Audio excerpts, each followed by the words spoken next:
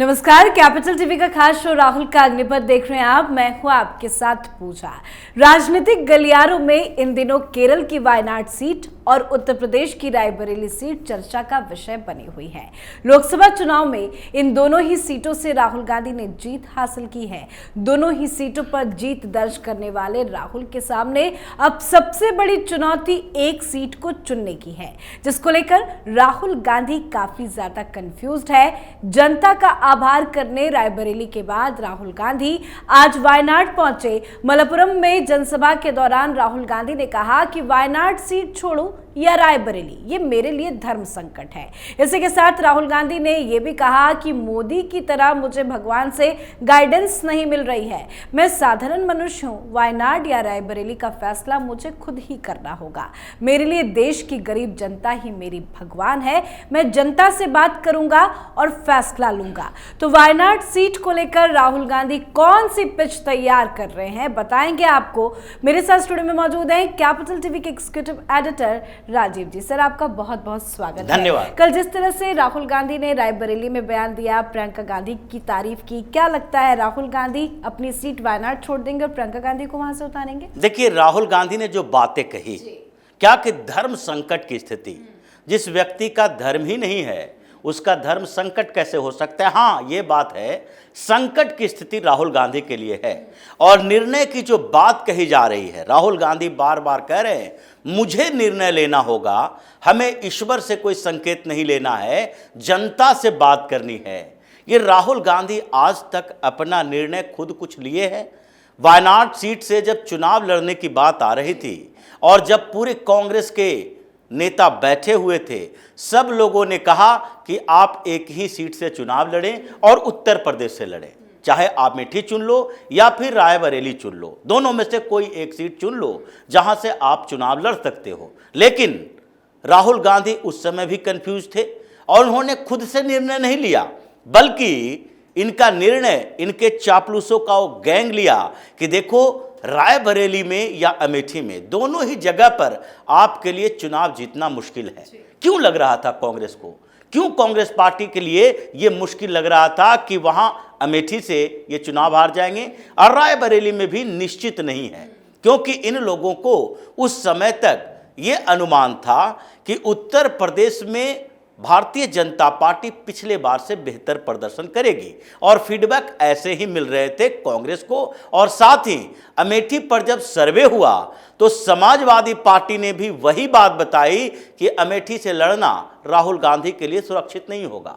केसी वेणुगोपाल को आगे लाया गया और उन्होंने कहा कि नहीं, राहुल गांधी को तो वायनाड से लड़ना चाहिए। और जब वायनाड से ये चुनाव लड़े तो उसके बाद वहां पर वोटिंग के बाद रायबरेली में चुनाव होना था और उस बीच भी इनके लोगों ने कंफ्यूजन क्रिएट करके रखा कि रायबरेली से ये चुनाव लड़ेंगे या नहीं लड़ेंगे। क्यों जरूरत पड़ी थी इस बात के लिए? उन्होंने क्यों नहीं अनाउंस किया शुरुआत में ही? जब 2014 में पीएम मोदी चुनाव लड़ रहे थे तो उस समय उन्होंने पहले ही कह दिया था, एक सीट गुजरात से, एक सीट उत्तर प्रदेश से। उन्होंने कंफ्यूजन क्रिएट नहीं किया, क्योंकि दोनों जगह से चुनाव लड़के वो बताना चाहते थे कि अभी हम गुजरात में काम कर रहे हैं, सीएम है वहां के, और आगे पीएम के तौर पर मेरी एक बड़ी भूमिका उत्तर प्रदेश में होगी, और इसलिए काशी से चुनाव लड़ रहे थे।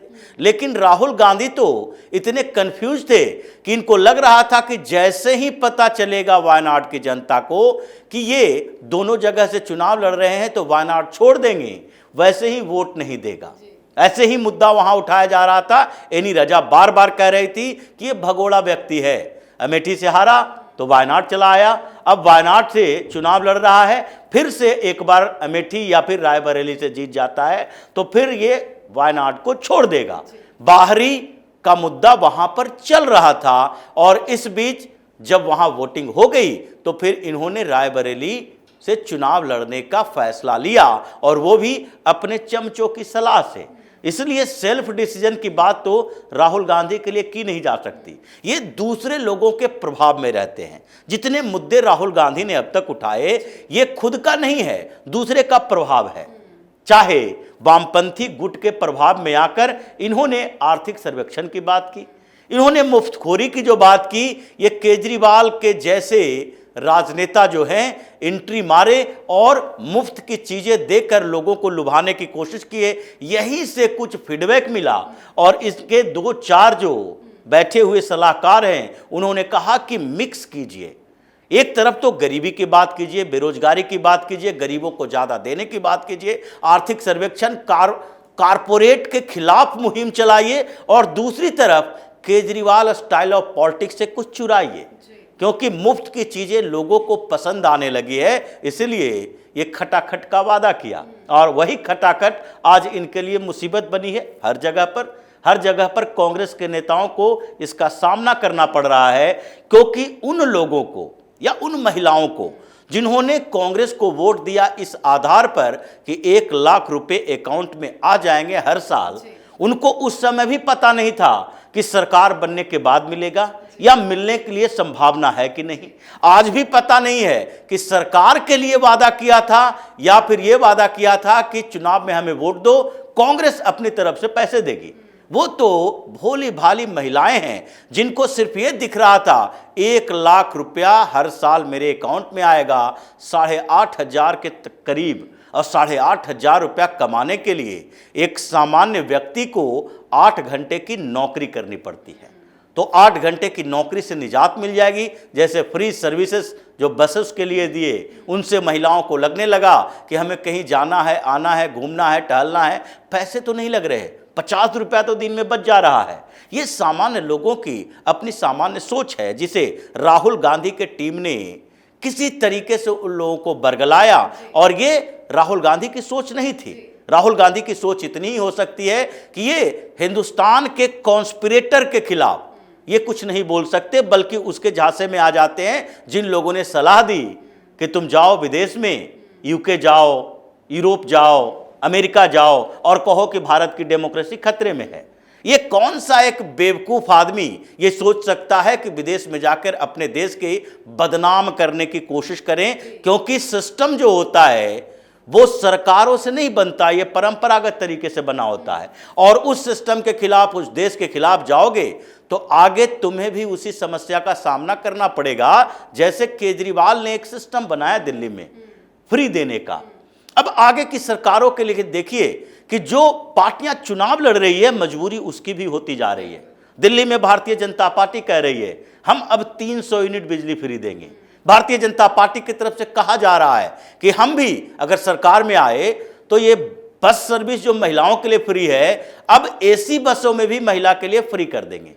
ये जो परेशानियां पैदा होती है सिस्टम की, ये तो इन्हीं बेवकूफियों के कारण होती है, क्योंकि चुनाव में अगर जीत ही नहीं मिलेगी तो कोई भी पार्टी सरकार बना के अच्छा काम कैसे कर सकता है। भारतीय जनता पार्टी के लिए भी ये बड़ा चैलेंज है। जो चैलेंज इन लोगों ने सामने रखा है, ये हिंदुस्तान के उन मध्यवर्गीय इंटेलेक्चुअल्स का काम है कि जो लोगों तक इस बात को पहुंचाएं, बताएं कि देखो इन लोगों ने देश को विनाश करने के लिए एक पृष्ठभूमि तैयार कर ली है। अगर इसी रास्ते पर चलता रहा, सिस्टम बनती रही, तो फिर ये देश उसी तरह का हो जाएगा जैसे ये ग्लोबलाइजेशन से पहले, प्राइवेटाइजेशन से पहले मनमोहन सिंह की सरकार लाने के लिए जो काम किया गया त्रिस्तरीय, उससे पहले भारत के खजाने में पैसे नहीं थे, फॉरेक्स रिजर्व इतना कम हो गया था और उसके कारण सोना तक गिरवी रखना पड़ा था। वही दौर में हम चले आएंगे। लेकिन राहुल गांधी इन दिनों किस रणनीति के तहत आगे बढ़ रहे हैं? क्योंकि बात प्रियंका वाड्रा की करें तो आजकल उनकी बड़ी तारीफ कर रहे हैं। कल रायबरेली भी प्रियंका को लेके गए, आज वायनाड भी लेके गए, और कल तो उन्होंने ये भी कह दिया कि अगर मेरी बहन वाराणसी से चुनाव लड़ जाती तो नरेंद्र मोदी चुनाव हार जाते। लेकिन राहुल गांधी एक डरा हुआ इंसान है। वो डर प्रियंका वाड्रा के लिए भी है। ये लगता है कि प्रियंका वाड्रा ने ऐसा दबाव बनाया कि राहुल गांधी आजकल उनकी थोड़ी सराहना करने लगे हैं। नहीं तो 2018 के बाद से इतने दिनों से प्रियंका वाड्रा राजनीति में है, कभी राहुल गांधी ने उनको इन्वॉल्व किया? प्रियंका वाड्रा भारत जोड़ो यात्रा में शामिल हुई। शामिल होने का मतलब है कि शुरुआती दौर से अंतिम तक जो इनके आसपास के लोग करते रहे। भारत जोड़ो न्याय यात्रा में क्या शुरू से लेकर अंत तक प्रियंका वाड्रा वहां दिखी? 2-3 दिन के लिए दिखी, और उसमें बीच के दौर में जब उत्तर प्रदेश में यह एंट्री की, क्योंकि उत्तर प्रदेश की जिम्मेदारी प्रियंका वाड्रा को है। क्या प्रियंका वाड्रा को राजनीति में 2004 में लाया गया, या उससे पहले या उसके बाद लाया गया? 10-12 सालों तक सरकार, जो 10 सालों तक सरकार चली, और 10 सालों के बाद जो पहली बार चैलेंज देने के लिए राहुल गांधी आए 2014 में, उस समय प्रियंका वाड्रा को लाया गया?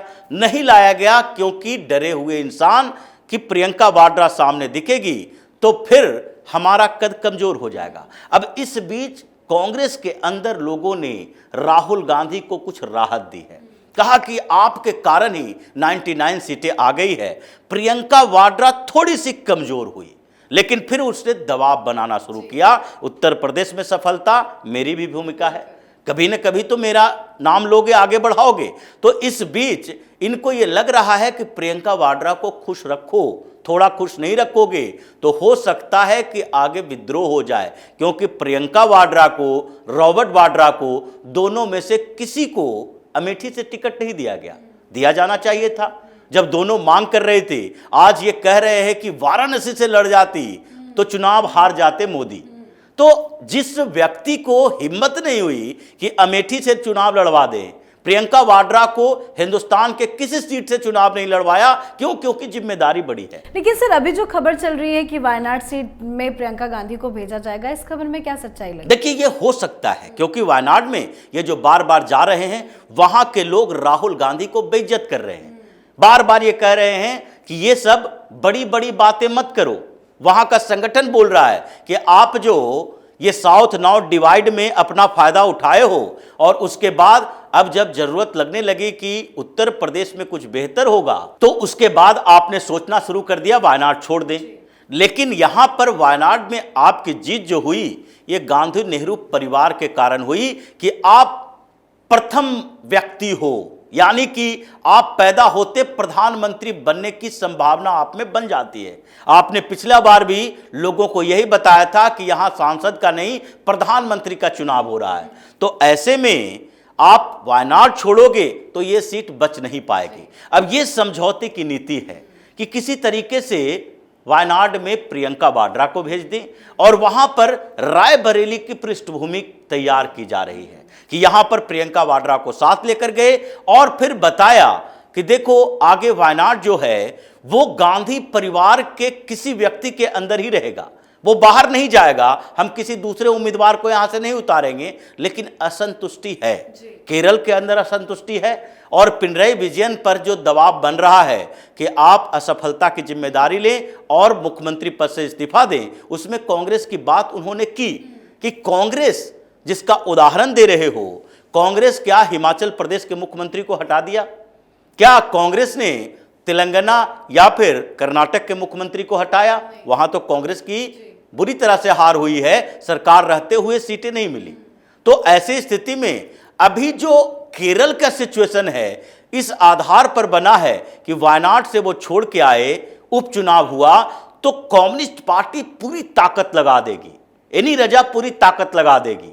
और इस समय वहां पर सबसे बड़ा चैलेंज राहुल गांधी के लिए यही है कि अगर छोड़ते हैं तो वहां पर चुनाव हार जाएंगे, जीत की संभावना कम है। तो हो सकता है प्रियंका वाड्रा को पहला चुनाव हराने के लिए भेजा जाए, क्योंकि जब इस बार चुनाव हो रहा था, प्रियंका वाड्रा अड़ी थी कि हम रायबरेली से लड़ेंगे। अमेठी की बात तो की गई थी, प्रियंका वाड्रा ने मना कर दिया क्योंकि अमेठी में जीत की संभावना बहुत कम थी। हालांकि लोग बदल गए, हालांकि यह माना जा रहा है कि कांग्रेस ने अमेठी जिताने के लिए करोड़ों करोड़ खर्च किया। ये 1 लाख की गारंटी नहीं थी, बल्कि 1 लाख हर परिवार तक पहुंचाया गया। ये चुनाव के लिए, वोट देने के लिए, ये समाजवादी पार्टी और कांग्रेस दोनों के नेताओं ने भर भर के पैसे बांटे। ये जो सवाल है वो आगे सुलझेगा, क्योंकि धीरे धीरे खबरें आ रही है। अब पहला चुनाव प्रियंका वाड्रा हार जाए, इसके लिए तो राहुल गांधी खुश होंगे। इनके आसपास के लोग यही कहते हैं, प्रियंका को दबाना है तो सबसे पहले इसको चुनाव हरवाओ, ताकि खुद से मोरल डाउन हो और फिर कांग्रेस में एक छत्र राज सिर्फ राहुल गांधी का रहे, आगे प्रधानमंत्री तो नहीं बन पाएंगे, लेकिन कम से कम कांग्रेस का सर्वे सर्वा बने हुए रहे। बिल्कुल सर, बहुत बहुत धन्यवाद समझाने के लिए। धन्यवाद। तो लोकसभा चुनाव में रायबरेली और वायनाड से सांसद चुने गए राहुल गांधी इन दिनों काफी असमंजस की स्थिति में है कि वो कौन सा लोकसभा सीट को अपने पास रखे और कौन सी सीट छोड़ दे। कांग्रेस की रणनीति के मुताबिक प्रियंका गांधी को अब दक्षिण भारत के लिए मजबूत पिलर के तौर पर तैयार किया जा रहा है और इसी तैयारी में प्रियंका गांधी को अब राहुल गांधी के बाद वायनाड सीट से चुनाव लड़ाने की पूरी तैयारी चल रही है। इस तैयारी का इशारा राहुल गांधी ने रायबरेली में आयोजित आभार कार्यक्रम के दौरान भी कर दिया। अनुमान यही लगाया जा रहा है कि जल्द ही राहुल गांधी वायनाड से इस्तीफा देंगे, उसके बाद प्रियंका के लिए तैयार प्लान को आगे बढ़ाया जाएगा। इस पर आप अपनी राय कमेंट कर लिखें। देखते रहिए कैपिटल टीवी। नमस्कार।